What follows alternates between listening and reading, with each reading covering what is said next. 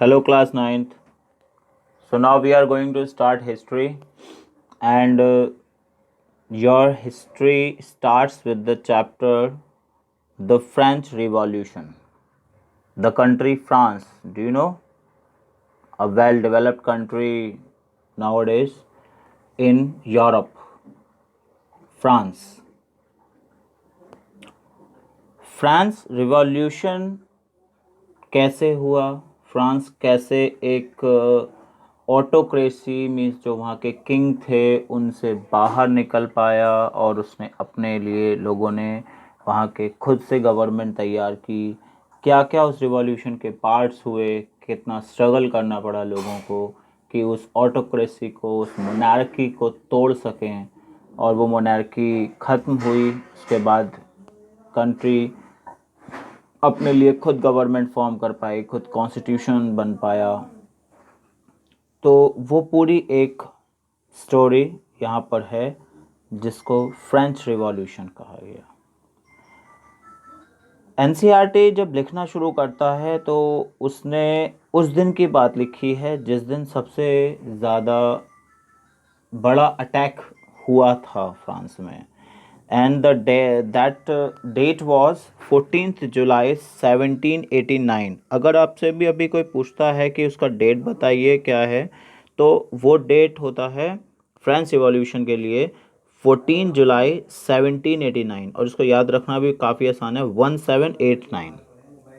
Paris में एक rumour फैल गया था कि उन्होंने लोगों को ये बताया गया, या एक तरीके से ये अफवाह फैल गई, एक र्यूमर था कि आर्मी जो है वो सिटीजन्स के ऊपर फायर करने के लिए आ रही है।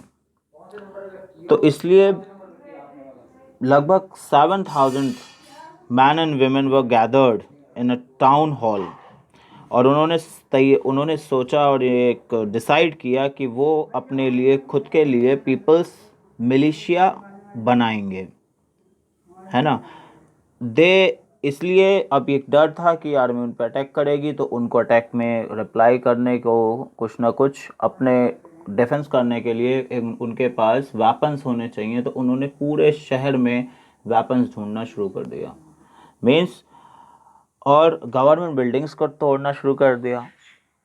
गवर्नमेंट बिल्डिंग्स में अटैक किए जिससे कि वहाँ से कुछ ना कोई आर्म्स मिल जाएं, है ना। बस्ताइल में एक फोर्ट बना हुआ था, फोर्ट में पता चला कि यहाँ पे आर्म्स होंगे, एम्यूनेशंस वहाँ पे रखे होंगे, तो उन्होंने उस पर भी अटैक किया। वहाँ पे 7 प्रिजनर्स थे जिनको उन्होंने फ्री करवा दिया वहाँ से।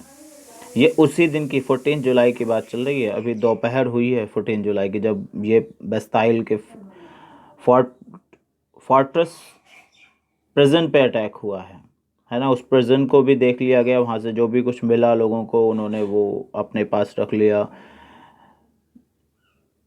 और उसके बाद इसको बुरी तरह से उस फोर्ट्रेस को, उस किले को तोड़ दिया गया। जो भी स्टोन्स थे उनको फ्रैगमेंट कर दिया, तोड़ दिया, और मार्केट्स में बेचने के लिए लोग उठा के ले गए, क्योंकि जो ये याद रखना चाहते थे कि एक ऐसा भी हमारे यहाँ पर किला था जिसमें ये सब कुछ होता था, तो उसकी यादों को उठा के रख गए, ले गए। एक लाइन लिखता है एनसीईआरटी यहाँ पे कि stone fragments were sold in the market to all those who wish to keep a souvenir for its destruction.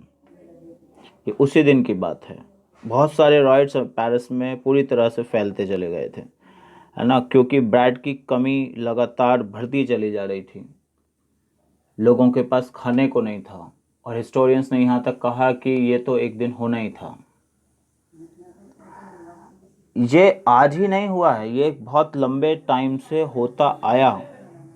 ये बहुत एक लंबे टाइम से एक चेन बन रही थी इवेंट्स की, और वो चेन अब आकर पूरी हो रही है। वो चेन अब आकर एक तरीके से एक ब्लास्ट में कन्वर्ट हो रही है।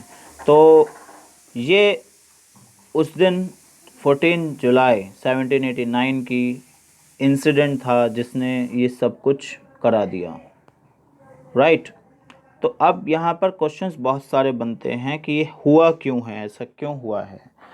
एनसीईआरटी यहाँ से बात को शुरू करता है कि वो अटैक्स क्यों किए गए, क्यों ट्रूप्स को भेजा, किंग ने लुइस 16 नाम था उनका, उन्होंने क्यों ट्रूप्स को शहरों में भेजा, क्यों आर्मी आई हैं, क्यों लोग इतना डरे हुए हैं, उन्हें ये क्यों लग रहा है कि हम पर अटैक होगा, उन्होंने उन जो भी गवर्नमेंट बिल्डिंग्स थी उन पे अटैक क्यों कर दिया, ब्रेड का प्राइस इतना ज़्यादा क्यों हो गया था, ये सारे क्वेश्चन हमें पीछे ले जाने पर मजबूर करते हैं। और वो पीछे जाना मीन्स फ्लैशबैक में जाना ज़रूरी है, और फ्लैशबैक से ही आगे की स्टोरी स्टार्ट होती है। ओके।